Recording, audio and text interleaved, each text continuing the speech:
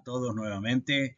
Si sobrevivimos al primer capítulo en sus dos partes, bueno, ya estamos entrando al segundo capítulo, el cual, como anticipamos, tendrá cierta dificultad, pero que ya irá abriendo un camino que vamos a recorrer. Y entonces, bienvenidos todos y agradecimiento a los auspiciantes. Y vamos a ver el segundo capítulo que se denomina Nociones de lógica formal y conceptos en contextos epistemológicos aplicados, casos paradigmáticos. La lógica. Recorremos que es la ciencia de la inferencia y las proposiciones. La lógica es el estudio de los métodos usados para distinguir el correcto razonamiento respecto al incorrecto. Una inferencia es el proceso por el cual se llega a una proposición y se la afirma sobre la base de otra u otras proposiciones aceptadas como punto de partida del proceso. Al lógico no le interesa el proceso de la inferencia, sino las proposiciones que constituyen los puntos inicial y terminal de este proceso, así como también las relaciones existentes entre ellas. Y entonces, revisitando la lógica simbólica, algunos la habrán visto, otros no, veamos algunos de estos símbolos que significan. Para todo, no, implica, P entonces Q, implica Q, también entonces, sí, entonces. Sí y solo sí, está contenido en E, es incompatible, equivalencia, hay, es, disyunción excluyente o disyunción incluyente y O es un elemento de función de X, función proposicional. Proposicional puede ser una propiedad si tiene una sola variable. Si son dos o más, tenemos una relación. Es falso que, no se da, también se usa este símbolo. Y. Cálculo de inferencia. Cálculo de proposiciones. Permite, dadas proposiciones simples, construir otras complejas. Por ejemplo, negación. P no P. Conjunción. P entonces Q. Disyunción excluyente. Y O. Excluyente O. Implicación. P implica Q. Sí, entonces sí. Equivalencia. Incompatible. Las tautologías son proposiciones más complejas. No demuestran si son verdaderas o falsas. Las proposiciones que integran su composición. Ejemplo, identidad. P es idéntico a P. P, entonces P. P incluye a P. O P es igual a P. La contradicción. P, por lo tanto, P igual idéntico a P. Tercero excluido. P, entonces P. Negación de la negación. Dos negaciones afirman. No P igual a P. Reducción al absurdo. P incluye a no P igual a P. Carácter transitivo de implicación. Y así estos simbolitos que sirven a veces cuando nos encontramos con propuestas y proposiciones que tienen incluidas símbolos. Las reglas de inferencia. Condicional o implicación. Un condicional o implicación es aquella operación que establece una relación de causa-efecto entre dos enunciados. Falacia de afirmación del consecuente o error inverso. La segunda premisa afirma que el consecuente del enunciado hipotético que constituye la primera premisa. Es una falacia formal que se comete al razonar según la siguiente forma argumental. P incluye a Q, Q entonces a Q. Si P entonces Q, Q y por lo tanto P. Los argumentos de esta forma son inválidos porque la verdad de las premisas no garantiza la verdad de la conclusión. Podría ser que las premisas fueran todas verdaderas y la conclusión aún así sea falsa. Por ejemplo, el siguiente argumento tiene la forma de una afirmación del consecuente. Si tuviera gripe, lo cual ahora lleva todas estas presentaciones a una cosa más fácil de comprender. Si tuviera gripe, entonces tendría la garganta irritada. Tengo la garganta irritada, por lo tanto tengo gripe. Obviamente, esto es inválido, puedo tener la garganta irritada por múltiples razones. Las reglas de inferencia, por ejemplo, el modus ponens o ponendo ponens, significa afirmando afirmo. Y es un condicional que establece que si el antecedente, el primer término, en este caso P, se afirma, necesariamente se afirma el consecuente, segundo término, en este caso P, Q, por lo tanto P es igual a Q. Cuando llueve, las calles se mojan. Las calles se están mojando, entonces llueve.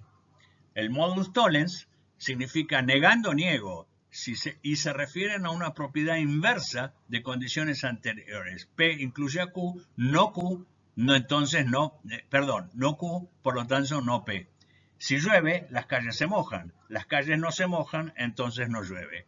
Como veremos, el modus tollens es central al modelo falsacionista de la falsación, de la refutación, veremos de dónde sale ese término de Popper, de la ciencia propuesto en la lógica de las investigaciones científicas de Popper. Según él, la ciencia nunca puede confirmar definitivamente una hipótesis, pero sí puede refutarla o falsarla como él lo define.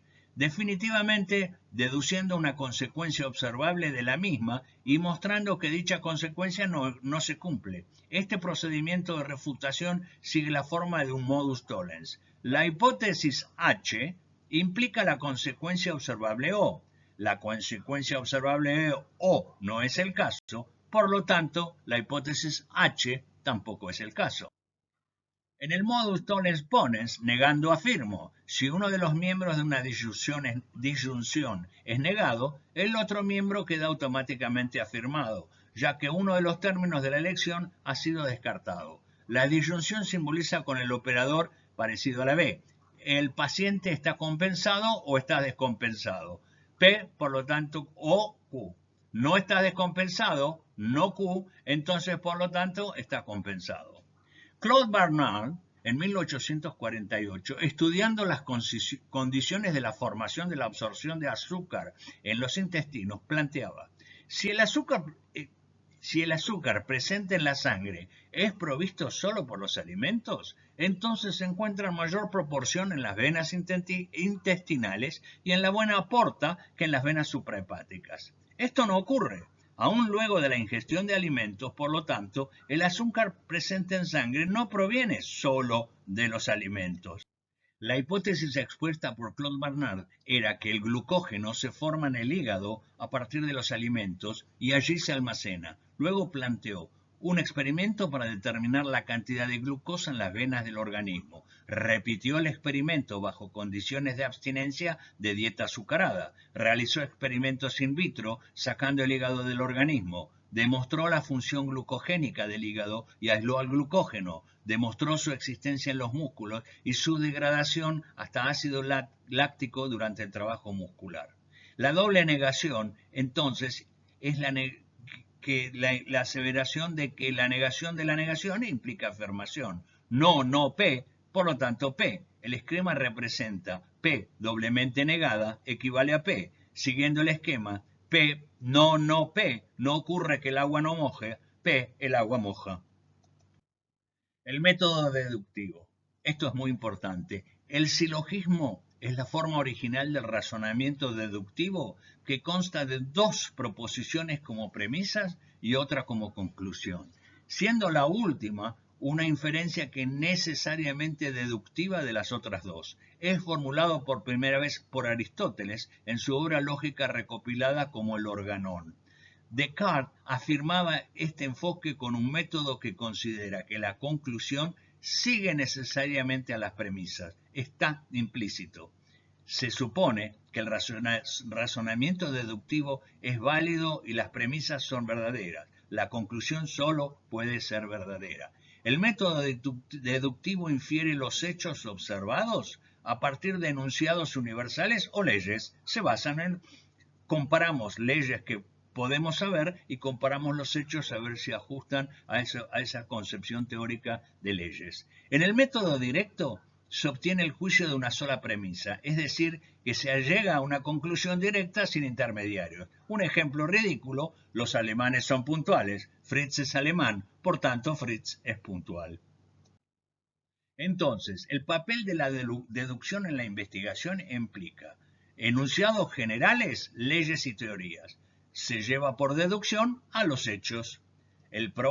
Aparece un problema con intuición, buscamos los enunciados generales o leyes de teorías que puedan abarcarlos y por deducción volvemos a los hechos. Se detectan o buscan características desconocidas a partir de las conocidas o consecuencias desconocidas a partir de principios desconocidos. Una ley o principio puede reducirse a otra más general que la incluya.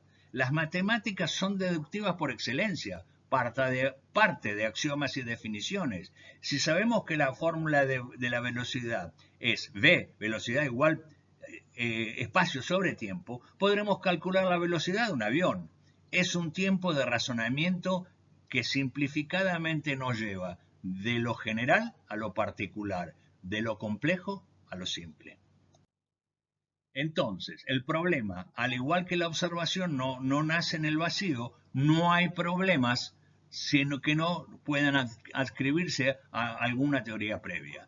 La intuición juega un rol, ya que existe un proceso creativo en la formulación de enunciados generales o hipótesis. La hipótesis son proposiciones cuya verdad o falsedad se desconoce inicialmente. Durante la investigación se intenta corroborar o refutar. Las hipótesis mantienen su vigencia mientras no se demuestre su falsedad.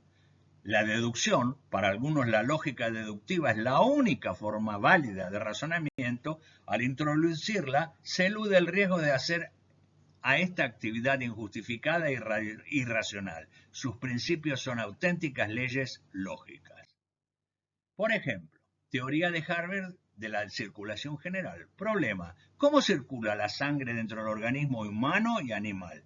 Primero, inconsistencias absolutas de la teoría de Galeno. Observaciones propias, pero también de anatomistas como Avicena, que se anticipan cientos de años. A diferencia de Galeno, por ejemplo, propone que la sangre parte del corazón para ir a los pulmones y volver, exponiendo el sistema de ventrículos y válvulas del corazón. La intuición, las ideas de Aristóteles en cuanto al movimiento circular como la forma más noble de movimiento, le hicieron pensar en la circulación de la sangre. La hipótesis, que la sangre era expulsada del corazón y conducida por el latir del ventrículo izquierdo, por las arterias a todo el cuerpo y del mismo modo por el ventrículo derecho a los pulmones y que retorna por las venas del cuerpo al ventrículo derecho y desde los pulmones al ventrículo izquierdo. La deducción, las hipótesis derivadas. ¿Cuál fue la consecuencia observacional que construyó? Investigaciones anatómicas demostraban que las válvulas venosas estaban dispuestas de modo que la sangre solo podía retornar al corazón. La hipótesis derivada, la sangre pasa por el corazón continuamente en una sola dirección. Modelo experimental en serpientes. Consecuencia observacional segunda: al pinzar las penas cavas, el corazón vacía y se pone pálido, y al hacerlo con la aorta se dilata y se pone violáceo. La hipótesis derivada, la contracción del corazón es muscular y provoca la expansión de las arterias. Si se perfora la arteria pulmonar, la contracción del ventrículo derecho va seguido de un chorro de sangre. Lo mismo pasa si se perfora la aorta. Frente a toda perspectiva esta presentada como deductiva, aparece, por supuesto, en contraposición el inductivismo, y en el primer caso veremos el inductivismo ingenuo. El inductivismo concibe a la ciencia como el conjunto de conocimientos que derivan de la experiencia. Bacon, Bartlett, Russell, otros empiristas médicos franceses y el que veremos y el Círculo de Viena los suponen certeros sin requerir mayor justificación. Para el inductivismo, la observación es el punto de partida, una base segura de la ciencia sobre la que se puede obtener y construir conocimiento científico. La primera tarea del investigador dentro de este enfoque es justamente la observación de hechos, de la realidad, efectuando un minucioso registro de ellos. Esta observación de hechos debe ser clasificada y objetivizada. Es acompañada por la experimentación en condiciones de laboratorio y o control de variables independientes, permitiendo así precisar el objetivo de observación. ¿Cómo se llegan a formular una hipótesis científica luego de una observación? Observación y experimentación concluyen en enunciados observacionales, singulares, que registran, analizan, comparan y clasifican hechos observados para ordenarlos. Registrar observaciones requiere traducir datos obtenidos por la observación y experiencia en proposiciones que los describan, enunciados observacionales. Estos enunciados son considerados verdaderos por emanar directamente de hechos que científicos han comprobado en sus observaciones y se refieren a un determinado acontecimiento o estado de cosas en un determinado momento o lugar. Si en una amplia variedad de condiciones se observa una gran cantidad de P y si todos los observados poseen la propiedad Q, entonces se supone que todos los P también poseen Q. Se generalizan los enunciados observacionales singulares transformándolos en enunciados universales, es decir, leyes y teorías que abarquen todos los casos observados y aún peor, que en el futuro podrían observarse. Y entonces la inducción parte de enunciados singulares, lo lleva por la inducción a enunciados universales. ¿Bajo qué circunstancia es lícito aseverar que una ley científica ha sido derivada de un número finito de pruebas, un número limitado de pruebas? Para los inductivistas, si en un número suficientemente grande de casos se ha dado una relación, esta será válida para todos los casos. El problema atribuido a Hume es que no resulta válido pasar de singularidades a generalidades sin una debida justificación para ello. El Círculo de Viena, que veremos, trató de buscar una solución. Sin embargo, esta tampoco resultó definitiva. Imposible observar y registrar todos y cada uno de los hechos actuales posibles, y menos aún los futuros. Por miles de años, por ejemplo, el sol ha salido todas las mañanas. ¿Eso nos asegura, fuera de toda duda, que saldrá mañana? ¿O cambiará? Puede pasar que un día cambie la forma en que sale el sol todas las mañanas. Bien, es la pregunta. Entonces, terminamos esta primera parte del segundo capítulo. Nuevamente les pido que lo vuelvan a no dejen de verlo otra vez y por supuesto no dejen de ver cómo continúa este capítulo en la segunda clase. Muchísimas gracias.